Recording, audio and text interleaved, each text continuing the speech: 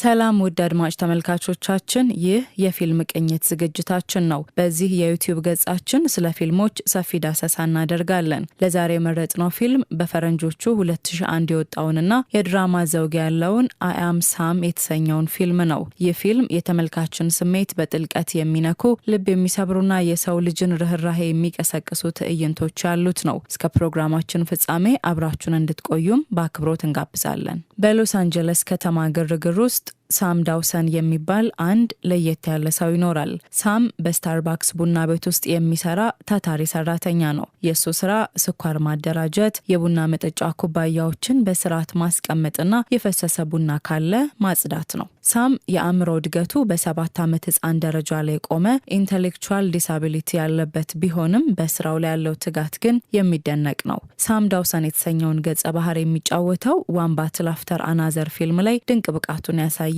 ሾን ፔን ነው። ሳም የቢትልስ ወይም ዘ ቢትልስ የሚባሉት እንግሊዛውያን የሙዚቃ ቡድን አፍቃሪ ነው። ለሳም ህይወት ትርጉም የሚኖራት በሙዚቃ ነው። እያንዳንዱ ቀን ለሱ አዲስ ተስፋን ይዞ ይመጣል።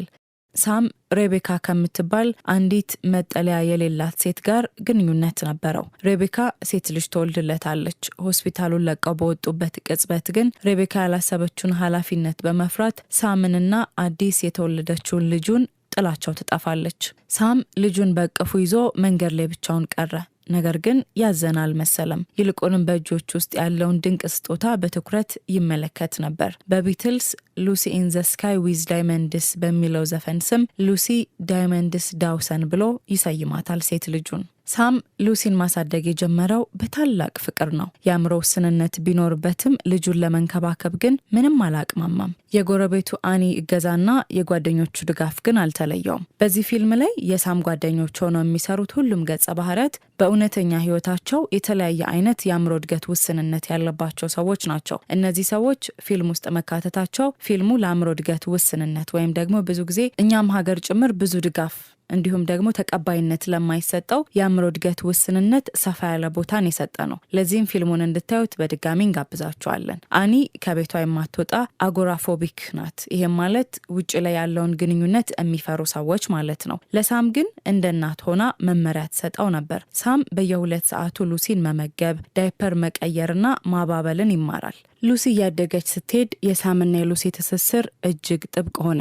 የሉሲን ካራክተር የምትጫወተው ዳኮታ ፋኒንግ ናት። ዳኮታ ፋኒንግ አይ አም ሳም በ2001 የሰራችው የመጀመሪያ ፊልሟ ሲሆን አሁን ላይ በጣም ብዙ ፊልሞችን በመስራት እናውቃታለን። በተለይ ደግሞ አይ አም ሳም በሚለው ፊልም የሳግ አዋርድ ያንገስት ኖሚኒ ተብላ እጩም ነበረች በወቅቱ። ምናልባት የዳኮታ ፋኒንግን ፊልሞች ለመጥቀስና እናንተም እንድታስታውሷት ያክል 2001 ላይ አይ አም ሳም የሚለውን ፊልም ሰርታለች። ማን ኦን ፋየር የሚል ፊልም በ2004፣ ዋር ኦፍ ዘ ወርልድስ 2005 ላይ እንዲሁም አፕታውን ገርልስ በ2003 የሰራችው ፊልም ነው። በቅርቡ ደግሞ ዘ ኢኳላይዘር 3 የሚለውን ፊልም ከዴንዘል ዋሽንግተን ጋር በጋራ አብራ ሆና መስራቷን እናስታውሳለን። በወቅቱም በጣም ድንቅ ብቃቷን ያሳየችበት ፊልም ነበር አይ አም ሳም። ሳም እንግዲህ ለሉሲ በየምሽቱ መጽሐፍ ያነብላታል። ምንም እንኳን የሚያነብላት ግሪን ኤግስ ኤንድ ሃም የሚለውን አንድ መጽሐፍ ብቻ ቢሆንም ሉሲ ግን የአባቷን ድምጽ እየሰማች መተኛ ትወድ ነበር። ሉሲ 7 ዓመት ሲሞላት ግን ነገሮች መለወጥ ይጀምራሉ። ሉሲ አባቷ አእምሮ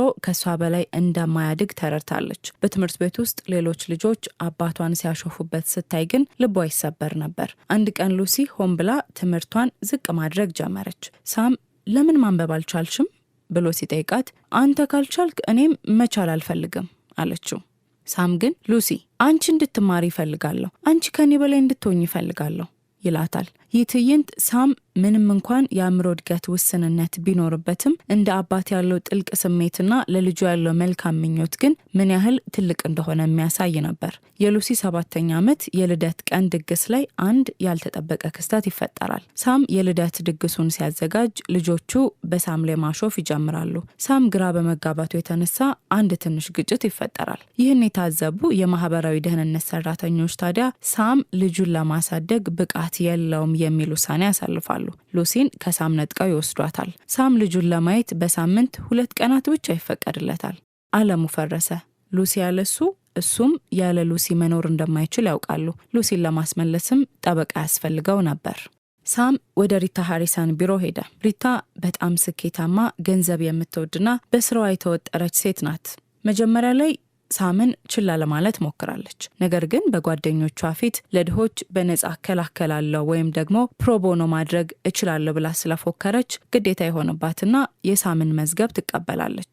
ሪታና ሳም አብረው መስራት ይጀምራሉ። ሪታ መጀመሪያ ላይ ሳምን እንደ ትልቅ ሰው አትመለከተውም ነበር።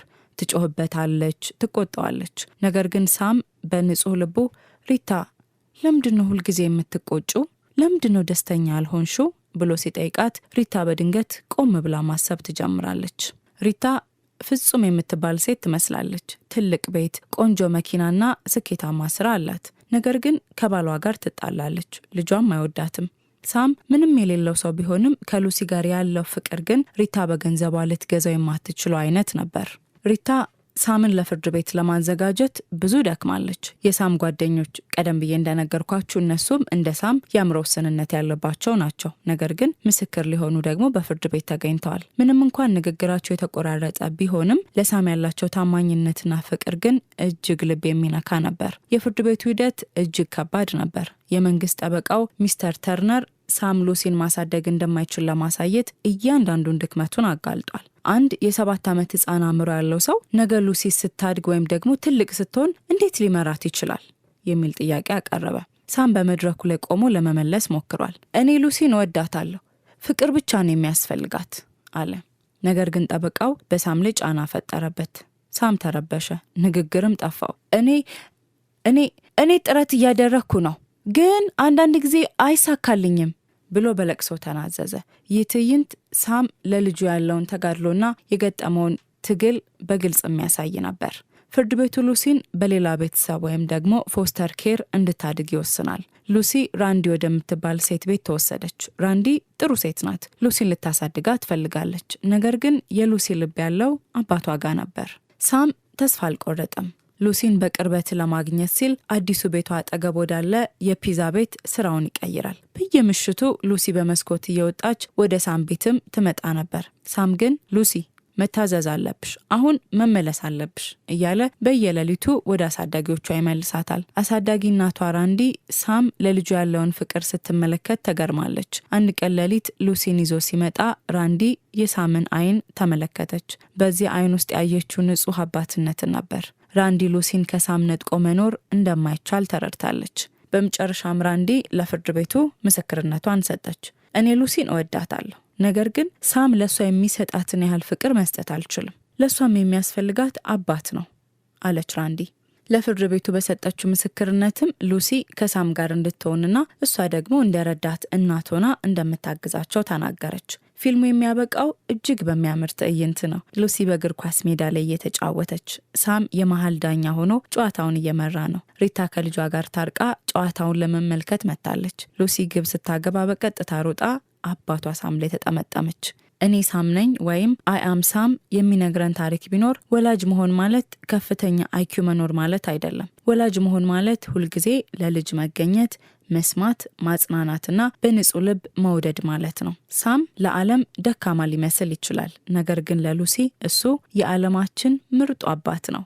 ሾን ፔን በዚህ ፊልም ላይ የአእምሮ እድገቱ በ7 ዓመት ህፃን ደረጃ ላይ ያለ አባትን ሆኖ በመጫወት እጅግ ልብ የሚነካ ብቃቱን አሳይቷል። ለዚህ ሚናውም በቤስት አክተር ዘርፍ የኦስካር ሽልማት እጩ መሆንም ችሎ ነበር።